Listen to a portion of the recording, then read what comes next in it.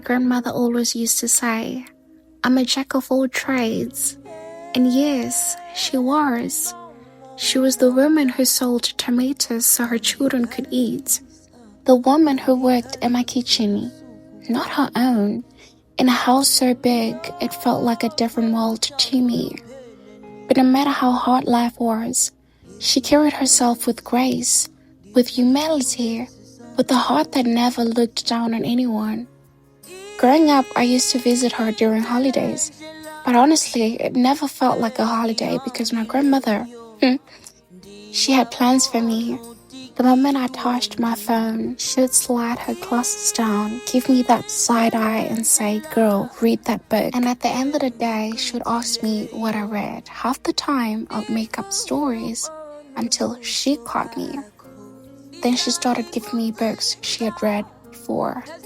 I couldn't lie my way out of that one. We still laugh about those memories in my heart.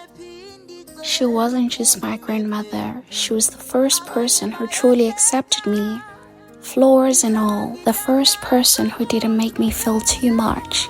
The first person who looked at me and saw a future that even I couldn't see. She used to tell me she was worried about me, and I didn't understand it then, but I do now. Today as I baked this banana pudding cake, I realized I wasn't just baking for content. I was baking because grief has its own language, and today, my grief chose to speak in a form of sweetness. My grandmother loved my baking. Every time I baked anything, she would brag like she was talking about Michelin chef grandchild.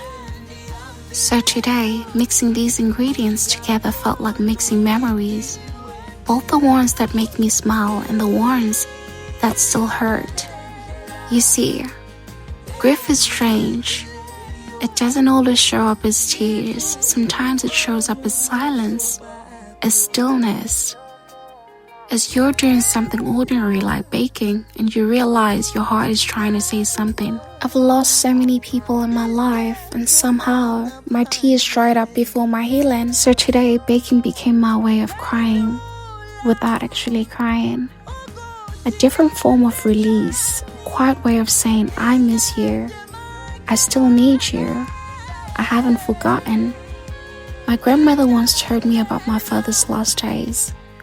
She was the one who took care of him. She said he was always asking about me, always worried, always loving me from a distance he never chose. And she promised she would watch over me. Sometimes, I don't know if I feel him, but I know he's somewhere close when I look at the sky, just like she said. So today, as I reach 17,000 followers, I'm not celebrating numbers, I'm honoring the people who shaped me.